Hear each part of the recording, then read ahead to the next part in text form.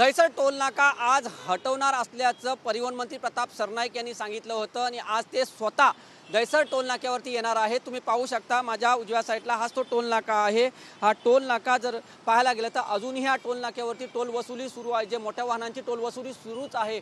मात्र हा टोल नाका शिफ्ट केला असं बोललं जात होतं। तर थोड्याच अंतरावर जर तुम्ही पाहायला गेलात तर टोल नाका हा शिफ्ट केलेला आहे। मात्र अजूनही इथे टोल वसुली सुरूच आहे। तर ज्या प्रकारे जे प्रताप सरनाईक यांनी सांगितलं होतं की 13 तारखेला मी हा टोल नाका कोणत्याही परिस्थितीत इथून स्थलांतरित करणार आहे। मात्र हा स्थलांतरित जिथे करणार होते त्या वसईच्या ठिकाणी मात्र तिथे मोठ्या प्रमाणात विरोध झालेला आहे आणि त्यानंतर हा टोल नाका जो आहे तो थोड्याच अंतरावरती शिफ्ट करण्यात आलेला आणि तिथून सुद्धा टोल वसुली ही सुरूच आहे। त्यामुळे आता थोड्याच वेळात प्रताप सरनाईक हे इथे पोहोचणार आहेत आणि ते प्रसारमाध्यमाशी काय बोलणार काय सांगणार हे पाहणं आता तितकंच उत्सुकतेचं ठरणार आहे।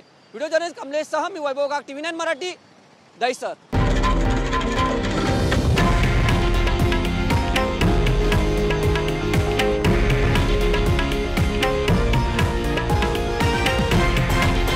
हे आहे देशातील नंबर 1 न्यूज नेटवर्क आणि आपण पाहत आहात TV9 मराठी, एकमेव।